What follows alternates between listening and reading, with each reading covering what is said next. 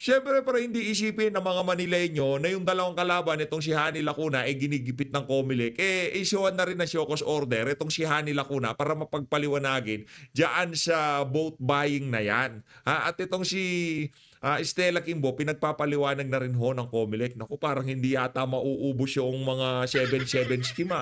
Parang hindi yata mauubos yung mga ayudang nakatalaga dito sa mga congressman na to kasi maraming nagsusumbong ngayong mga panahon na to.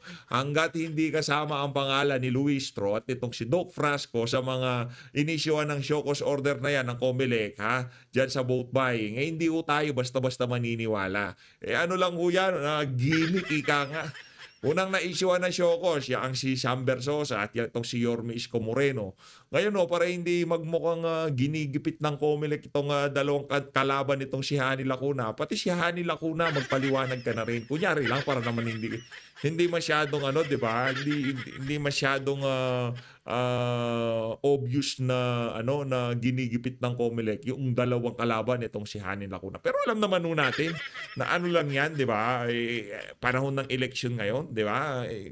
Napakalaking kabalbalan ho yung na yan, vote buying. Talama ko ang vote buying sa Pilipinas. Yun ang totoo ho doon. Yun ang nagdudumilat na katotohanan. Kaya yung ginagawa ng COMELEC na yan, ang sarap po nilang hindi pong pagmumura. Vote buying. Di pa nag-uumpisa election, dyan sa House of Representatives, kaliwat kanan ang ginagawa nilang vote buying. Vote buying? Ngayon nyo lang napansin. Tapos wala pa tong si Jinky Luistro, wala pa tong si Doc Frasco. Mga luko-luko talaga to mga to. Pero bago yan, sa like at sa subscribe. Masaya na ho tayo dyan sa mga gusto sumali sa ating community. Yung join button, nandyan lang ho sa baba. Ito, Rep. Stella Kimbo, Mayor Hani Lacuna, Dan Fernandez at 16 pang kandidato. Inanunsyo ng COMELEC, inisyuhan ng COMELEC ng show cause order kaugnay ng umano'y vote buying. Palakpakan ho natin. Siyempre kahit paano, di ba?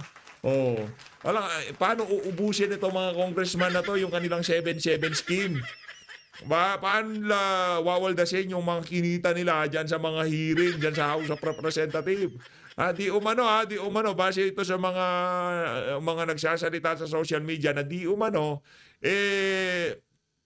yung Quadcom na yan, napakalaki daw ng pondo niyan. Pagka ikaw bumira dyan, binanatan si BP, binanatan si Tatay Digong, mabilis pa sa alas 4, ika nga talagang. Lalo na pagka medyo nakapuntos ka ng konti sa mga pagtatanong mo, nakong ganda daw ng bigayan dyan. Kaya di nakikita, ika nga ni Congressman Rodante Marcoleta, naglulundagan sila pagka merong hearing. Dahil napakalaki ng reward sa mga congressman na magpapabida sa mga hearing na kinakandak dyan sa House of Representatives. Kaso ang problema, ngayon didispatchahin na nila yung mga di umanong pondo na yon na ayudang iginawa dito sa mga congressman na to. Ayun, meron hong nagsumbong. Ito, pakinggan natin ang report ng News 5 kaugnay dyan sa dyan sa vote buying. COMELEC napaka-hipokrito talaga. Hindi talaga uunlad ang Pilipinas habang ganito tayo. Anong vote buying? Ang tagal na nila namimili ng boto, ngayon lang pupunahin. Mga loko-loko kayo. Ito, COMELEC ang dalawang mayoral candidate ng Maynila na sina Isko Moreno at Sam Versosa dahil sa alegasyon ng vote buying. Pero si Versosa nanawagan na imbestigahan din si incumbent and re-electionist Mayor Hani Lacuna. Nasa frontline ng balitang yan, Simon Gualvez. Kakatext lang sa akin, Napasugod sa San Andres Sports Complex kahapon ang kandidato sa pagkaalkalde ng Maynila na si Sam Versosa. Nanawagan siya sa COMELEC na iimbestiga ng anyay pamimili ng boto roon ng kanyang kalaban na si incumbent Manila Mayor Hani Lacuna. Nagbibigay ng 1,000 ngayon sa mga kababayan natin. Nakasalukuyan nakalak yung gate. Sagot naman ng kampo ni Lacuna, may tamang venue at forum para sa mga alegasyon ng vote buying. Ang dapat daw bigyang prioridad ni Versosa ay ang pagsagot sa show cause order ng COMELEC. Si Versosa kasi pinagpapaliwanag din ng komisyon sa alegasyon ng vote buying dahil sa pamimigay ng goods na may initials niyang SV.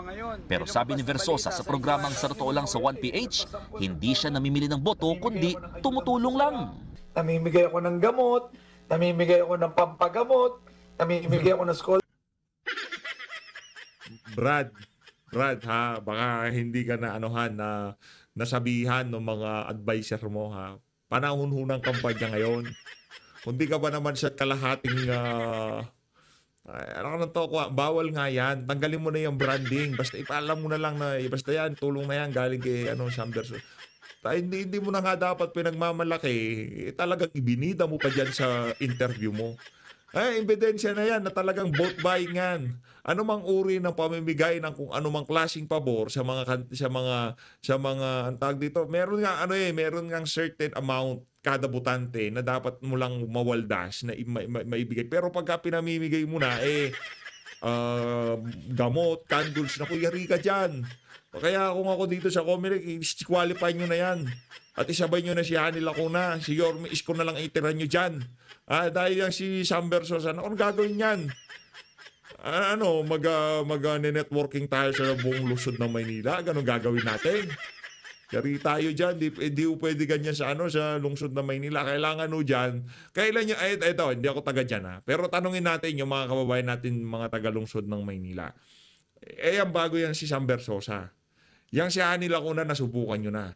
Si Yorme Isko Mirono, nakita nyo kung paano siya sumalansan dyan sa lungsod ng Maynila noong siya ang mayor. Ang tanong dito, para sa mga kababayan natin, pero tayo, lumuluwas naman tayo nung mayor yung si Yorme. Maganda talaga, sa totoo lang at maganda yung palakan niya sa lungsod ng Maynila.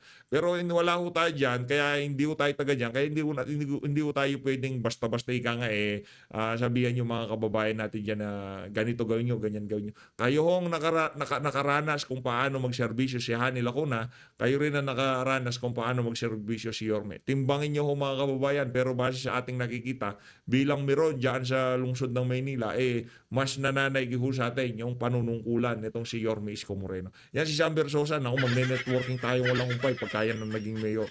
Lahat tayo yayaman, Kang. Di ba? Lahat tayo, maya merong merong webinar, mag-webinar. Lahat ng mga Manileño magiging negosyo. Disqualify nyo na. Pinamimigay niya. Merong pa branding na SP. Namimigay ng gamot. Namimigay ng candles. At namimigay din po ako ng scholarship pa. Kabuhayan. Karamihan po yan. Siyempre may branding na SP dahil galing sa sarili kong bulsa. So kailangan ko malaman kung ano yung tinutukoy nilang giving goods with SB. Kasi po lahat mali yun, Brad. Mali yun. Mali yung giving goods with SB. Mali yun. Pagka ikaw ay kandidato, pagkakaalam ko correct nyo ko kung mali ako, merong porsyento lamang, merong limitasyon ang dapat tanggapin sa'yo ng isang botante. Halimbawa, sombrero, yung mga campaign paraphernalias, meron ngang amount yun kung magkano gagastahin kada isang tao. Yung dapat matanggap niya galing sa isang kandidato. Pero pagka pinag-usapan, scholarship, gamot at kung ano-ano pa, kung may problema ka dyan, Brad. Ebidensya na yung mga pinagsasabi mo na yan. Panahon ng election, bawal ho yan. Kahit yung paglabas ng pondo sa mga local government, yung pamimigay ng ayuda-ayuda. Unless na lang kung susunod sila dun sa guidelines ng Comelec. Pero pagka yan, kasama yan si Mayor, kasama si ganito, bawal ho yan. Pati nga ata yung mga health center, yung mga gamot, hindi rin yung pagbalalabas ng gamot ata ngayon, bawal din, di ba? Kaya yung ginawa na yan ni Sam Versosa, talagang linabag niya yung rules and regulation ng Comelec. Pero depende na lang kung mareremedyo yan, di ba? Mapag-uusapan naman yan. Punta ka sa Comelec, kausapin mo si George Garcia. at ang ginawa kong pamimigay ng tulong, nananawagan ako. Nakarating na sa Comelec ang reklamo ni Versosa laban kay Lacuna. Pinag-aaralan na raw ito ng komisyon. Samantala, isa pa sa mga pinagpapaliwanag ng Comelec sa alegasyon ng vote buying ang isa pang kandidato sa pagkaalkalde ng Maynila na si Isko Moreno. Namigay raw kasi si Moreno ng 3,000 pesos sa mga public school teachers sa Maynila. Hihintayin daw muna ni Moreno ang kopya ng reklamo bago siya magbigay ng pahayag. Pero sa campaign rally kagabi, may banat si Moreno laban kay Lacuna sa issue naman ng utang na loob. Ani Moreno, mas nangingibabaw ang utang na loob niya sa taong bayan kaysa sa ama ni Lacuna na naging political mentor ni Moreno at tumulong sa pagpapaaral sa kanya. Baka naman kung po pwede, sa ibang bagay na lang ako tumanaw ng utang na loob. Bakit? May utang na loob din naman ako sa taong bayan.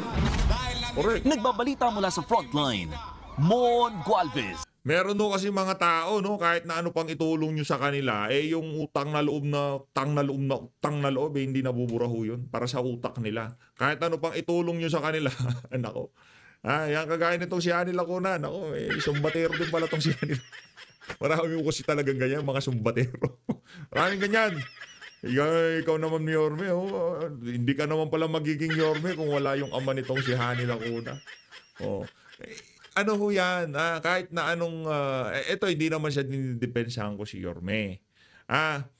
Kahit ano pang tulong ho nila ng naging mentor niya o kung sino man yan, kung hindi mahusay na leader yang si Yorme Isko Moreno, hindi naman ho siya aabot yan sa posisyon niya ngayon. Ako siya, tinitingala siya, mahal siya ng mga Manileño. Di ba? Hindi ho siya aabot sa gano'n. Kunyari, kurakot siya o kung puro kabalbalan lang pinagagawa niya. Hindi. Oo, meron yun. Siguro matagal niya nang nabayaran yun nung pang naging vice mayor niya yung si Hani Lacuna at siya ang ika nga inendorso nitong si Yorme pagkatapos ng kanyang termino, di ba? Ano ho yan? Sa totoo lang, sa bagay, kanya-kanya naman yan. Meron ho talaga tayong, dyan, meron ho talaga tayong iba't ibang take dyan sa mga sumbatan na ganyan, di ba? Hindi nabubura, tipong, ano yan? Nakataga siya ba to? Ganon? Ako ng tokwa. News 5. Maraming salamat sa inyo. Saka ang nagalal naman ho dito kay Yorme Isko yung mga mga Manileño, di naman yung, diba? Anong mentor. Ito, punta ho tayo dito sa bigas nitong si itong administrasyon ni Marcos Jr. Meron na ho lumabas na ho yung 20 pesos na bigas. Ito, panoorin nyo ito mga kababayan. Ito, latest ho ito. Kagaling For the Motherland vlog to kay Ma'am Sas Rugando sa ito, para kay ano. Yan na, oh. 20 abugas, oh. Oh, pagkain ho ba ng tao yan? Yan na nga ba sinasabi ko mas maganda pa talaga yung binlad Yung gawin mo lugaw yun, pwede ibitsi mo lang na ganyan, matanggal yung ipa-ipa, pwede pang kainin. Pero yan, tingnan nyo naman mga kababayan. Oh, yan Paano papakain sa tao yan? Anak ng tokwa. Huwag naman ganun. Pambihira tapos sabihin niyo ayaw niyo mabanatan yung yung 20 pesos na bigas. Partida, sabi ko na may kikita diyan Yung presyo niya 35, 32. Ngayon ganitong klaseng bigas ang binebenta nila. 35, 32 medyo maganda na yan, hindi ho ganyan ang kulay niyan. Ibig sabihin yung subsidiya parang niloloko ata tayo ng administrasyon na to. Saan napunta yung pinang-subsidy? Diyan sa diyan sa bigas na yan. Kasi pinag-usapan sasaluhin ng gobyerno yung kakulangan doon sa presyo ng ng bigas na yan, which is 35 pesos, 32 to 35 pesos. Sana napunta yung 15 hanggang 12 pesos na pang salo ng pamahalaan. Parang na lang yan, parang tag 10 piso yan, yung patuka sa manok Sabi ko na, yan na nga ho ba sinasabi natin. Yung mga lumang bigas, ibebenta nila, ngayon ibibida nila na tag 20 pesos na lang. Ganyan ho katindi ang saltik ng administrasyon itong si Marcos Jr. Ika nga yung mga nabubulok na bigas dyan sa NFA, ibebenta pa nila tag 20 pesos. Yan yung mga bigas niya, dapat hindi na hindi na shape for human consumption. Dapat yung mga bigas niyan, na lang, tinatapon na yun, o ipakain na lang sa baboy, ipakain sa mga bibi, itik, di ba? Pero ipakain sa tao, parang, pambihira, natuman gid siya. 20 lang. Ayan katabing niyang bigas. Nakita nyo, para makumpara nyo. Kasi baka sabihin, baka malabo yung video. Ayan yung katabing bigas. Kita nyo yung difference. Ayan yung katabing bigas, yung 40. 40 plus 20, di ba? Anak ng tokwa. Ang pinag-uusapan natin dito, 32 to 35 na bigas, yung 15 hanggang 12 pesos, sasaluhin niya ng pamahalaan. Kumbaga, iso-shoulder yun. Kami nang bahala dyan. Basta 20 pesos nyo lang bilhin yan. Bibili namin ng mahal ang bigas, ibibenta namin ng palugi para maano lang namin yung aspiration nitong si Marcos Jr. Maisa katuparan nga nitong si Claire Castro. Castro. Mr. President. Natuma ng tag 20. Tinuod yung sulti guys nga na kita legit 20 nga bugas, no? Okay. Legit tag 20 na bugas, Tinuod gid siya. Anak na to ko. Kadiri talaga tong administrasyon na to. Konting konting pagmamahal naman ho sa sambayan ng Pilipino, 'di ba? Ganyan yan ho ba ang pinagmamalaki nitong si Marcos Jr., yan yung 20 pesos na bigas na yan. Tingnan nyo naman ng mga kababayan, baka pati yung mga reseller, di nga naman pilahan yan di ba? Paano pipilahan ng mga reseller yan? Di ba? Yun, isa kasi yung mga gagawin nilang strategy di ba? Yung mga makakabili ng mura, ibebenta nila na mas mahal. Pero kung ganyan na itsura, alam ng mga reseller na patuka na lang sa manok yan. Baka 15 pesos per kilo, wala pa bumili dyan di ba? Hindi mga, pagka ganyan ang kulay, sigurado may amoy. Hindi naman magkukulay ng luma ang bigas kung hindi huyan luma. Malamang sa malamang luma huyan. Dito sa bahagi ng video natin na to, panoorin naman natin, pakinggan natin itong press con nitong si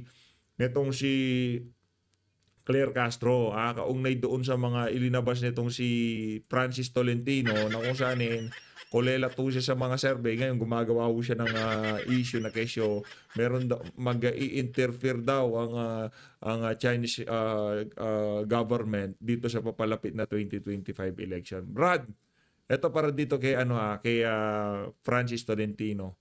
Mag-i-interfere o hindi mag-i-interfere, hindi ka mananalo dito sa election na to. Okay? Yun na sigurado natin dito. Nabigyan ka na ng pagkakataong maluklok bilang senador. Di ba? Sino ang nagpapanalo sa'yo? Tolentino, si dating Pangulong Rodrigo Duterte. Kung sarili mo lang, walang boboto sa'yo, Brad. Ngayon, alam mo na kung gaano katindi ang endorsement power ni Tatay Digong. Itong mga kandidato na ito, tingnan mo. Nanatili sila kay Tatay Digong. Hindi nila iniwan itong si dating Pangulong Rodrigo Duterte. Tingnan nyo naman ho yun, mga kababayan. Ngayon, mga ordinaryong Pilipino ang nagtataguyod sa kandidatura nitong mga inendorso ni Tatay Diggs. Ikaw, anong ginawa mo? Diba? Binabanat-banatan mo pa nga si Tatay Digong pero dun sa mga issue ng administrasyon, isa ka dun sa mga tahimik. Kayo nila Soto, Pacquiao, Lacson, kayo tahimik kayo. Yan si Tolentino. Hindi nyo man lamang mapuna. Hindi nyo lamang masabihan na, parang yariho tayo dyan. Huwag nyo munang anuhin si former President Duterte dahil mayayari mga kandidatura namin dito. Magagalit sa bayan ng Pilipino, di ba? Maapektuhan ang approval at trust rating nyo, Mr. President. Baka wag nyo muna. Not yet, ika nga, di ba? Ang iniisip din nila, pagka nagsalita si Tatay Digong sa mga campaign sortie ng PDP, yariho talaga sila. May kalalagyan ho sila. Sigurado. Kaya pinilit nilang mapadala sa dahig Netherlands itong si dating Pangulong Rodrigo Duterte. Ito na si Claire Castro. Pakinggan ano man ang katotohanan patungkol po dito. So far, Yusek, meron pa po ba tayong additional information na natanggap aside po dun sa mga impormasyon ng NSC? Ano yung mga indicators na nakikita natin na posibleng ang nakikialam sila? Sa ngayon po, ang sinabi po sa atin ay pag-iimbestigahan pa po muna para malaman natin kung ano pa po ang mga detalye dito at kung ano po ang napapaloob sa mga ganitong klaseng pangyayari. So, ang iba pa po mga detalye ay maaari po nating matanong or aming kakausapin muli ang National Security Council. Nakarating na po ba kay Presidente itong information na ito, Yusek? Ikaw na kaya maghatid sa kanya, madam? Parang close kayo ngayon ni Marcos Jr. Ikaw na lang kaya maghatid sa kanya? Tatanong-tanong pa kayo no? Ikaw na lang, sabihin mo na, direktahin mo na, tawagan mo. Dahil nga kahapon po ito nangyari at nagkaroon ng pag-iimbestiga. Nakarating na po ito sa Pangulo. Kaya po kailangan po talaga ng maagaran, mas malalim na pag-iimbestiga. Thank you, Yusek. Next question, Alvin Baltazar, Radyo Pilipinas. Naku, Kups din ho ito sigurado, Radyo Pilipinas. Yusek, good morning po. Medyo lilis lang po ng kaunti. Just recently, nagkaroon ng statement si Pangulong Marcos tungkol doon sa Russian-American vlogger na si Vitali. Any update doon sa nagsisilbing videographer niya since ang sinasabi din naman ng mga otoridad, meron ding liability yung kanyang videographer. Any update na po tungkol doon? Tama po kayo, hindi po nagustuhan ng Pangulo ang ginawa na ito na isang Russian vlogger dito pa sa bansa at dito sa ating mga kababayan. Kaya Nagkaroon din po. Ngayon po ay humaharap sa kaso itong Russian vlogger ng mga kasong unjust vexation, alarms and scandal, theft, and attempted theft. Pero para po dito sa sinasabing videographer or cameraman po, nakasama po ni Vitaly Dorovatsky. Ngayon po ay nasampahan po siya, ayon po sa PNP, nasampahan na po siya ng kaso. Itong si Christopher Dantes, alias Sky Lane.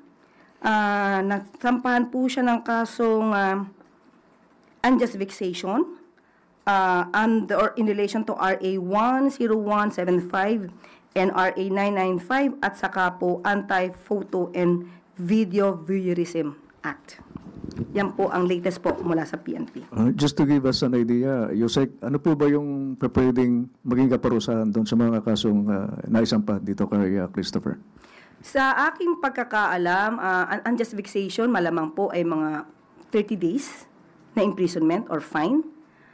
Tignan na lang po natin kung gaano ba ang magiging lalim ng mga ebidensya para malaman din natin at matetermina kung anong klaseng parusa kung sila naman po ay magiging makukonsidered na liable or guilty. So since nasampahan na siya ng kaso, Yusek, anytime pwede na lumabas yung arrest warrant? Hindi pa po, kasasampa pa lang po ng kaso. Bibigyan po. Okay, tayo po. Sa administrasyon po ni Pangulong Marcos, ang lahat po ay binibigyan ng karapatang magdepensa.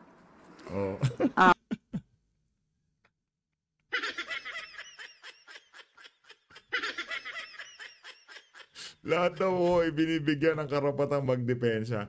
Si Tatay Diggs lang ang hindi, no? Kaya ang problema ano lang ho, yung sa mismong bunganga niya ho, nagkakaganyan-ganyan salita nila nabibigyan daw ng na pagkakataong dumipensa. Si Tatay Diggs ang bating yung binigyan ng panahon para dumipensa. Pagkabanyaga, okay lang. Pero pagkakalahin natin doon sa Netherlands diretso, ibang klase ka, madam. For them to exercise the right to due process. O yan! Lalong tumindi, right? For due process. Hindi po ito babalewalain ng pamahalaan, lalong-lalo na po sa pamumuno ni Pangulong Marcos. Importante po ang due process sa mga Pilipino. Okay.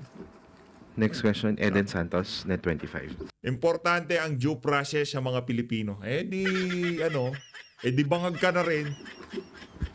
Yusek, good morning po. Sa isa pong campaign sortie, sinabi ni Vice President Sara Duterte, kung saan kasama nga po dun si Senator Amy Marcos, na plano po ni Pangulong Marcos na amyandahan ng saligang batas. At ito naman po ay talagang open naman po na yung pagsuporta ng Marcos administration sa charter change sa pamamagitan po ng pag-amyanda sa economic provisions. Sa ngayon po, meron po bang bagong direktiba ang Pangulo pagdating po sa Chacha sa Kamara at sa Senado? Wala pa po tayo nadidinig mula sa Pangulo, kaya nagtataka po tayo kung bakit ganito po ang naging turan ni Vice Presidente. Sa ngayon po, tatak fake news yan. Intrigang walang ebidensya. Wala pa pong napag-uusapan tungkol dyan. So, ang Marcos admin po ba meron pa rin plano na isulong itong charter change sa susunod pong Kongreso? Wala pa pong napag-uusapan patungkol dyan. Ano po yung tingin ninyo bakit inopen up ito ng Vice Presidente sa isang campaign sorties about dito sa pag-amyanda po sa saligang batas? Kung ano man po ang kanyang adhikain at layunin sa mga ganitong klaseng pananalita, hindi po natin alam. Pero as far as we are concerned, tatak fake news. Tatak fake. Pero yan, hindi fake news yan. Hindi fake news yan, madam. Ayan 20 pesos na bigas. Merong video, ha. Sa parting Bisaya siya, nagbibisaya tong si Sir, sinong fake news gayon? Sinasabi niyo yung 32, 35 pesos na bigas yung ibebenta ng ng administrasyon. Kasi administrasyon magbebenta diyan Diba? Hindi 235 pesos yan. Pag 15 pesos yan, baka yun yung pinamimigay na lang kasi nabubulok na. Fake Next news. question, Kenneth Pasyente, PTV. Hi Yusek, good morning po. Yusek, may update na po ba doon po sa isang principal po sa Antique na nagpahubad po ng toga during graduation rites po. Opo, dahil na rin po sa naging direktiba po ng Pangulo, maagaran pong kumilos ang ating Secretary, DepEd Secretary Sani Angara, at ang sinasabi pong guro ay tinanggal na po bilang principal sa nasabing eskwelahan.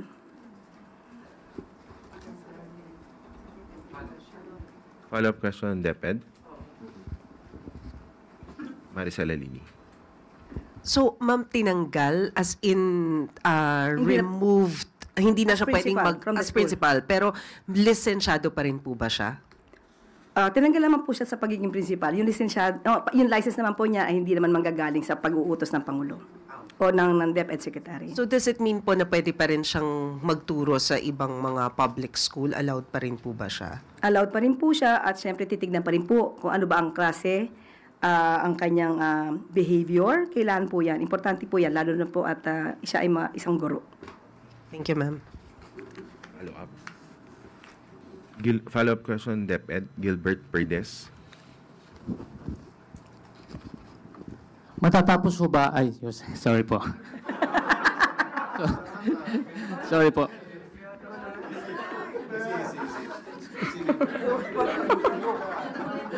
Hindi ka naman galit, no? Nabanggit niyo po na natanggal na po yung principal. Doon ho ba, tapos na ho ba agad yung, wala ho ba ang isasampang kaso pa sa kanya bukod sa pagkakatanggal niya? Yan po ay kukunin muna natin kung ano ba ang dapat na gawin pa ni Secretary Angara. Pero for the meantime, ito po ay mabilisan na action na ginawa po ni Secretary Angara. Thank you po. Isaac, we have one more question from Kenneth Pasyente, PTV. Naku, puro basura itong mga nagtatanong. Yusek, hingan lang din po namin kayo ng reaction dun po sa sinabi ni VP Sara. Na, ano yan eh. Hindi naman press con yan eh. Ang tawag dyan eh, ang pagsagot ni Claire kay VP Sara. Wala po yung pong tugon ng PNP doon sa mga kumakalat na balita na talagang napakatindi ng kriminalidad sa ating bansa. Wala ho bang ganon? Ano na ho bang balita? Siya na ho ba napunta yung kinulimbat o ninenok na pera pera ng PhilHealth ng administrasyon naman? Walang ganon? Wala ba tayong ganun pag-uusapan niya sa press con na yan? Kayo po at si Representative Castro ay magpinsan po. Reaction po, ma'am. Siguro ito po yung nakakalungkot. Bilang isang Vice Presidente, dapat na nanonood po siya ng mga press briefing. Niliwanag ko na po yan, minsan, at alam niyo po yan, ang patungkol sa nasasabing relasyon namin ni Representative Franz Castro. Sinabi ko po na kami po ay hindi magkamag-anak, magkapareho lang po siguro ng surname, pero hindi ko po ikakahiya kung siya man po ay naging kamag-anak ko. Dahil siya po ay makabayan. Masasabi po natin makabayan, makatao rin po. Pero nagkataon lang po, hindi po kasi kami magkamag-anak. So sa ganito po mga statement po ni VP Sara, hindi maganda po na Vice Presidenta pa po ang nagpapakalat ng isang disinformation. Yan maliwanag ko ha. Patola tong si Claire Castro eh. Halata naman na linuloko lang siya ni VP Sara. Naku, hindi mahirap kausap ng mga ganitong klaseng tao. Binibiro ka lang ni VP Sara. Yung tabas kasi ng dila nyo, tabas ng pagmumukha nyo, talagang para kayong pinagbiyak na Diba? Pagkamukha kasi kayong dalawa ni Franz Castro, yun ho kasi yun. Pero kung di kayo magkamukha, malamang kahit magkapilido kayo, hindi kayo pagkakamalang. Pati the way na kayo magsalita, ganun na ganun eh. Kaya na siguro naisip ni BP, baka magkamag-anak ng dalawa na to. Pero biro lang yun, nakuha ho natin. Kasi, itong si Claire, Aling Claire talaga ho. Okay? So, okay. Follow up po. Para naman kayong di nag-rehearsal niyan. Follow up tayo. Sige, Ivan. Yes, ma'am. Baka, what can you tell us about the President's trip to Rome, Italy? Baka may dagdag detalye na po kayo kung natuloy siya, kung nakarating na. Walang kwenta. Ayun na nga mga kababayan, dito na una tatapusin ang ating reaction video. Maraming salamat sa pag-support sa Page of Pig. Mag-ingat po kayo lahat. Huwag po kayo magpapabudol. Naku, madami mang bubudol ngayong mga panahon na to. Kunin nyo lahat ng ayudang ibinibigay, lahat na nakasobre, naka-envelope, nakamaleta, lahat kunin nyo ho, pero iboto nyo itong 10 kandidato ni dating Pangulong Rodrigo Duterte. Ang pinamimigay ng mga pinklawan, kunin nyo. Pinamimigay ng mga alyansa ng mga mambubudol, kunin nyo ho. AKAP, TUPAD, AX, lahat kunin nyo. Pero pag araw ng butuhan, ito lang ho mga kandidato na to ang tatandaan ninyo. Nakuha nyo ho ba mga kababayan? Sa gayong paraan, nakakubra na kayo dito sa mga walang yang to. Nagantihan nyo pa ho sila sa pagbabaliwala kung ano nga ba yung mga importanteng dapat pagtuunan pa siya ngayon dito sa bansa na to. At ang mga mga kandidato na talagang sasalansan dyan para maisaayos yung mga problema na yan, walang iba kung ditong 10 kandidato na to. Sila lang ho, wala nang iba. Pagka yung mga ensaymada vloggers, mga talyanista vloggers, pinag-usapan na ho nila yung issue ng PhilHealth, pinag-usapan na ho nila yung kriminalidad, pinag-usapan na ho nila yung pagiging bangag ni Marcos Jr. By all means, iboto nyo ho lahat ng kandidato ng alyansa. Pero habang wala ho silang tinatalakay doon sa mga issue nabanggit natin at naririnig nyo lamang ho yung mga issue na yon, doon sa mga vlogger na kung saan ini-endorso itong mga kandidato na to, sila ho ang mas paniwalaan nyo. Ako hindi na, sige. Huwag nyo na ho ako paniwalaan. Yung ibang mga vlogger na lang dyan. Yung ibang mga vlogger na lang, pakinggan nyo ho yung mga sinasabi nila. Timbangin nyo ho yung sinasabi ng mga talyanista at ensaymada. Kung ang ensaymada at talyanista, opening salvo pa lang niya, BP Sara, tanggalin nyo na ho video kasi sigurado wala hong kwenta mga sasabihin niyan. Kung ang isang ensaymada at talyanista vlogger, wala ho siyang tinalakay doon sa mga issue na banggit natin, huwag na ho kayong makinig. Sigurado puro basura lang ho ang sasabihin niyan. Tayo ho dito, binabanatan natin yung mga, minsan binababanatan natin yung mga kandidato natin, nakakapagsalita tayo. Kasi ho, totoo ho tayo dito. Ika nga, kung what you see is what you get, wala ho tayong kagaya ng mga ensaymada at talyanista. Pinapakintabo nila yung tumbong nitong si Marcos Jr., ni Lisa, ni Martin Romualdez. Pero tayo hindi ho natin kailangan yun. Pagdating ng panahon, pagka meron sumablay sa mga kandidato natin, 100%, 100% ho tayo dyan. Wala akong sasablay sa mga inendorso na yan itong si dating Pangulong Rodrigo Duterte. So always, mag-ingat ho kayo lahat. Mali natin Pilipinas.